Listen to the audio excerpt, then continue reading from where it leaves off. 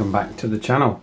It's been a little while since I've done a review of a radio, so I thought I'd start off with this little radio. Now I'm going to start off with saying that Ringway Manchester has done a really comprehensive review of this radio, so this is only going to be a quick run through from me. And if you want any information about programming this radio, I'm not going to be doing that because Ringway Manchester has covered this perfectly in his video, so I'll put links to that in the description. You can go off and watch that if you're interested in programming this radio. Absolutely fantastic price on this, 10 quid delivered. I think I got this from GearBest. It says on the front here model is V77 and the power is less than or equal to 3 watts. Well, I'd be very surprised. Anyways, this is quickly what you get in the box. Instruction book, the standard charger, the standard foreign type charger. It does come with the adapter plug, but I suggest that you're very careful if you do use that. Wrist strap, the belt clip, which I would definitely recommend using, and the radio packaged here. First impressions are it's really tough. It feels really good in the hand. You know, for 10 quid, it feels really good quality. The features I like about this radio mainly are the fact that it can be recharged, like the some of the more recent radios I've reviewed. It can be recharged by a normal micro USB mobile phone charger, which I think is a massive plus. You haven't got the desktop base to get in the way, although you can get a base for this unit, I believe. You haven't got that to get in the way, because I find I've just got so many of those things. I just pack them all in a box now.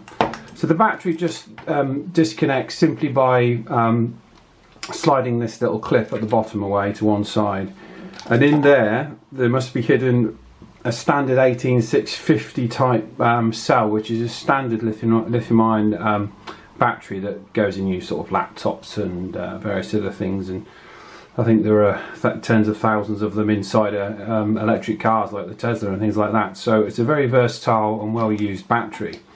So getting spares and replacements for this shouldn't be a problem. I'm going to throw up some detailed pictures of the radio that I took with the camera, just for you to have a quick look at. So I'll let you have a look at those photographs, just so you get a general idea of it. I've thrown it on the scales as well, so I've got some measurements to show you there in terms of weight. If you're interested in carrying this thing around for any length of time, might be interesting to know how much the radio and the batteries weigh. It's got a fixed antenna. You can't remove that and put in an external antenna, and it's got a feature button on the top which you can program with the software. It's also got a feature button on the side there as well. So both of those can be programmed with the software, but you'll see that on Ringway Manchester's channel. It's a standard 16-channel UHF only radio. In theory, like a lot of these cheap radios, they can be programmed on VHF, but because the antennas are fixed, they'll perform terrible. So it's not even worth trying. Now, I wouldn't believe some of the statistics, particularly this one of less than or equal to 3 watts. Highly unlikely you're going to get anywhere near that. In terms of connectivity, it's got the standard Kenwood type connections on it there, which you can see, with the 3.5 and the 2.5mm connector. So it's compatible with your standard FTDI cable or whatever prolific cable you use. So it should be okay to program this with the supplied software. It's not supported via Chirp at this current moment, but that can change literally nightly because it has daily and nightly builds. So the battery, it did this to confuse me a little bit, but it goes. There's only one way. There's a little nub on the bottom of it, and it just literally clips in like that, and then you turn it on, 5, and you get the 6, the standard 7. Chinese, English, Chinglish menu. 7. So you've got a maximum of 16 channels, and this thing apparently does offer some voice scrambling capability as well, which I don't think many people will use. Anyway, we're going to take it out in the car. We'll do our usual 2-stop range tests, and we'll see just how it performs. This is Zastone V77. I was wondering how to carry all those radios without damaging, particularly the icom. Bit of cardboard aided design. There we go. Some little dividers. Perfect job. I was just about to chuck this in the bin, these boxes. Never mind. So let's go to site. Let's go test. Right, here we are with the Zastone V77 at location A, 3 miles. This is G7LNK testing. G7LNK testing the Zastone V77 at location A, 3 miles. This is G7LNK testing. G7LNK testing the Zastone V77 at location A, 3 miles. Here we are with the ICE92D, the icom. Should be good, hopefully. This is G7LNK portable at location A, approximately 3 miles, with the icom ICE92D. This is G7LNK portable at location A, approximately 3 miles, with the icom ICE92D. And here we are with the Wouxun KG-UVD1P. This is G7LNK portable with the Wouxun KG-UVD1P at location A, approximately 3 miles. This is G7LNK portable with the Wouxun KG-UVD1P at location A, approximately 3 miles. Right, here we are at location B, approximately 6 miles, with the Zastone V77.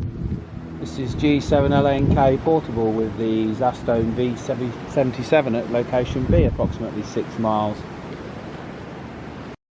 This is G7LNK portable with the Zastone V77 at location B, approximately 6 miles. And here we are with the ICE92D at location B. This is the G7LNK portable with the icom ICE92D at location B, approximately 6 miles. See how that goes. This is G7LNK portable with the icom ICE92D at location B, approximately 6 miles. And here we are with the KG-UVD1P. This is G7LNK portable with the Wouxun KG-UVD1P at location B, approximately 6 miles as the crow flies. This is G7LNK portable with the Wouxun KG-UVD1P at location B, approximately 6 miles as the crow flies. This is G7LNK mobile.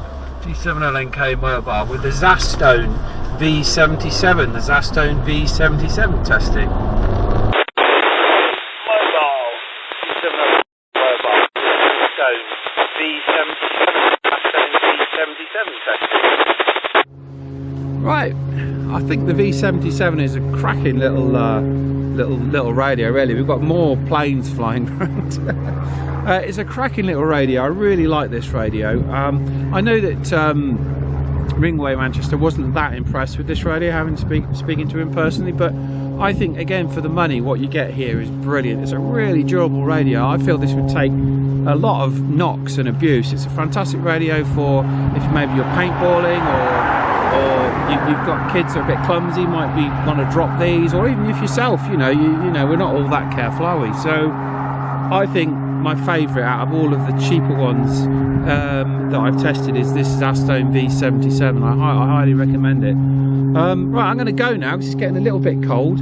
But thanks for staying with me all the way to the end of the video. If you've enjoyed this video, please put a like, and if you haven't already subscribed, please subscribe to the channel, because that really helps the channel grow and I get a little bit more revenue in, and the only money I ever make on these videos, I only buy more radios to test and show to you guys.